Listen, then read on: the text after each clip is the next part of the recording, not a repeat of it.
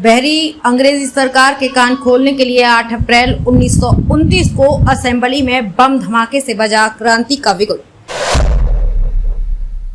भगत सिंह बटुकेश्वर द्वारा अंजाम दी गई इस घटना पर आधारित भगत सिंह के विचार नाटक का हुआ मंचन। शहीद यादगार कमेटी ने शहीद स्मारक पर नाटक के मंचन द्वारा शहीदों को किया याद।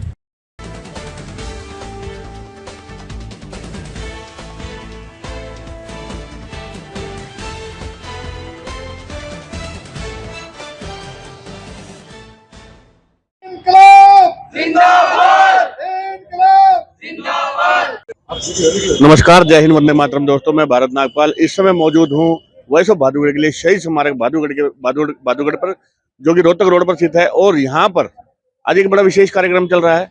शायद ही बहुत कम लोगों को जानकारी है 8 अप्रैल की। 8 अप्रैल वो दिन जिस दिन बटुकेश्वर दत्त और भगत सिंह जी ने असेंबली के अंदर बम फेंका था, अंग्रेजों के कान खोलने के लिए एक क्रांति का बिगुल जो बजाया था। आज वो ऐतिहासिक दिन है। शायद बहुत कम लोग ही इस बारे में जानते हैं। उनके बलिदान दिवस और जो उनका आती है जन्मतिथि आती है, उनके बारे में अधिकतर लोग जानते हैं अमूमन। तो आज ये प्रोग्राम एक विशेष क्यों है? इसमें शहीद यादगार कमेटी जो एक बनी हुई है संस्था, उन्होंने एक छोटे से नाटक का मंचन किया जिसका नाम था भगत सिंह के विचार।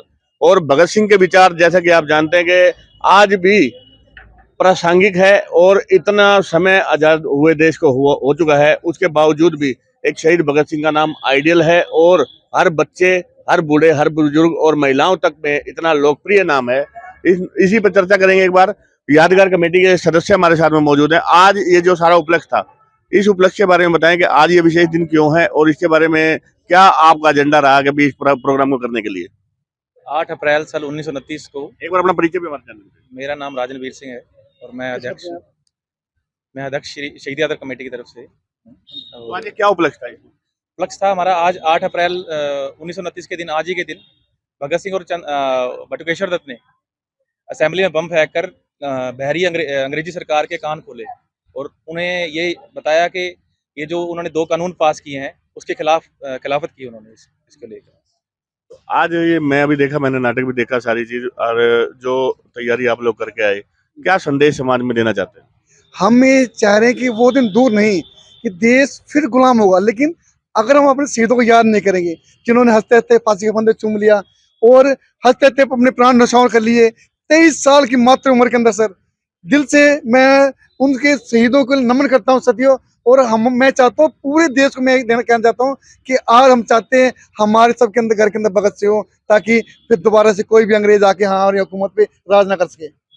आज तो देश आजाद है और आज क्यों भगत सिंह का याद किया जाता है? आज भगत सिंह की ऐसी क्या जरूरत है और क्या बटुकेश्वर दत्त की जरूरत है? क्योंकि देश अब आजाद है, किसी देश के गुलाम हम लोग नहीं है। तो अब ये जो अगली पीढ़ी है तो कहीं सिलेबस में से हटाया जा रहा है और जो पिछले अब ये चैप्टर थे, तो क्या बदलाव आप देखते हैं कि कैसे इस नई पीढ़ी आने वाली जो है इनको याद रखेगी? उसके लिए क्या प्रयास आगे जारी रहेंगे? देखिए, मैं नरेंद्र शर्मा शहीद यादगार कमेटी में उपाध्यक्ष के रूप में कार्यरत हूँ। मुख्य बात देखिए, जहाँ चंद्रशेखर आजाद एक पूर्णतः आस्तिक व्यक्ति हैं और शहीद और भगत सिंह जो है पूर्णतः नास्तिक है, लेकिन दोनों के बीच में प्रेम देखिए कितना है। चंद्रशेखर आजाद कोई रिस्क नहीं लेना चाहते भगत सिंह की लाइफ को लेकर। तो आस्तिकता और नास्तिकता का कहीं कोई झगड़ा नहीं है। झगड़ा सिर्फ सत्ता का है, जो कि नफरत जो है समाज में बो देना चाहती है और लोगों को बांट देना चाहती है। वही संदेश हम देना चाह रहे हैं कि ये समस्या नहीं है कि कौन आस्तिक है और कौन नास्तिक है, किसका धर्म क्या है, किसकी जाति क्या है। मुख्य बात है प्रेम कैसे आएगा। मुख्य बात है आपको खिलाफत किसकी करनी है। मुख्य बात है कि हम किसके खिलाफ बोलें और हमें कितनी बोलने की आज़ादी मिल रही है। यही सब इस नाटक के माध्यम से हमने यहाँ प्रस्तुत। राकेश जी हमारे साथ हैं, पेशे से टीचर हैं और आपका स्थान तो वैसे भी अलग है, क्योंकि बच्चों को पढ़ाना और उनमें जागरूकता लाना देशभक्तों के प्रति जो है आपका ड्यूटी भी बनती है, आपका दायित्व है। परंतु अभी जब ये सब कुछ जो दौर चल रहा है आधुनिकता का, बच्चे मोबाइल में बिजी हैं और टीवी, गेम, सब इन चीजों का दौर चल रहा है, तो कैसे शहीदों को याद रखें बच्चे? उसके लिए कब तक प्रयास करते रहेंगे? इतने बिजी शेड्यूल के अंदर से कहाँ से समय आप निकालते हैं और कहाँ से प्रेरणा आपको मिलती है? सबसे पहले आपको नमस्कार भारत नागपाल जी। ये हम समय समय पर जो नाटक करते आए हैं, क्विज कॉन्टेस्ट कराते हैं या फिर स्लोगन या डिक्लेमेशन, इन सब का एक ही मकसद है कि लोग इन क्रांतिकारियों के असली जो उद्देश्य है उसको पहचाने। भगत सिंह केवल ये नहीं था कि उन्होंने बम गिराया आदमियों को मारने की या पिस्तौल हाथ में लेकर उनका स्टैचू बनाने का जो हमें मैसेज जाता है पब्लिक में कि वो तो ऐसा रहा होगा कि किसी को ही मार दिया होगा, बल्कि खुद उनकी जो बुक्स हैं या उनके जो लेटर की फॉर्म में जो हमारे पास सामग्री है उसमें लिखा गया है कि जो हिंसा है वो किसी भी तरह से जायज़ नहीं है। तो बच्चों में जो देशभक्ति के जो विचार हैं उनको एक उनके स्कूली पाठ्यक्रम से ही अगर शुरू करके हम इसको अंजाम देना चाहें तो हम उनके विचारों को बदल सकते हैं। और आज के इस नाटक का मुख्य उद्देश्य यही था कि 6 जून और 12 जून 1929 को भगत सिंह ने जो क्रांति का उद्देश्य स्पष्ट करते हुए ब्रिटिश सरकार की आलोचना करते हुए और किस तरह से बताया कि जब देश आज़ाद होगा तो किस तरह का हमारे पास भारत होगा अगर अंग्रेज यहाँ चले जाएँ तो। अभी तो कॉन्वेंट का जमाना है, कॉन्वेंट स्कूल ज़्यादा है और कॉन्वेंट स्कूलों के अंदर जो सिलेबस है उनमें ये चीज़ें रानी लक्ष्मीबाई के बारे में कोई जानते नहीं, छत्रपति शिवाजी के बारे में कोई जानता नहीं है।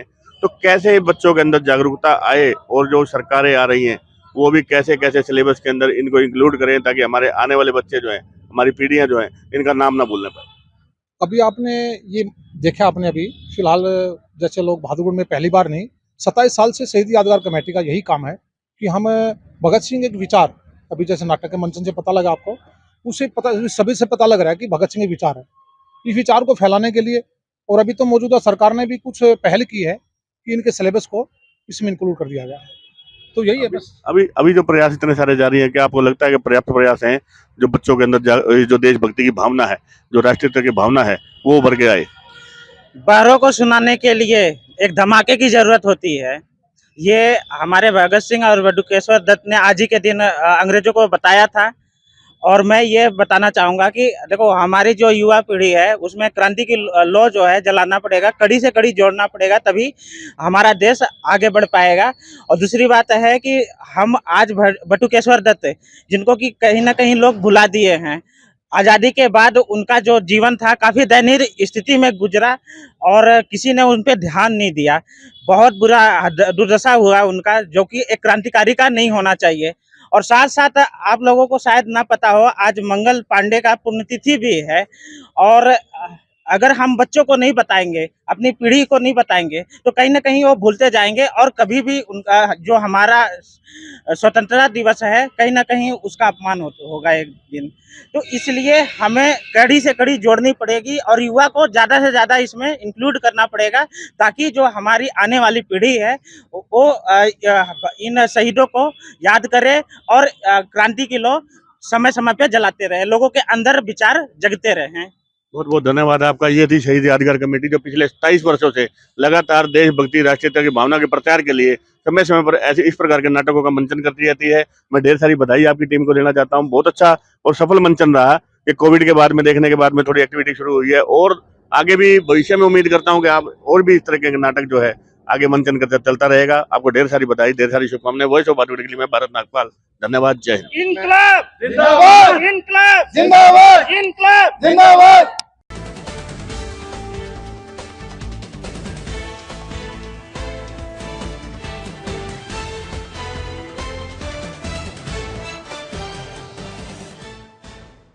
अगर आपको हमारा चैनल अच्छा लगता है तो हमारे चैनल को लाइक करें, शेयर करें, कमेंट करें और चैनल को सब्सक्राइब करना बिल्कुल ना भूलें। वॉइस ऑफ बहादुरगढ़, आपकी अपनी आवाज़।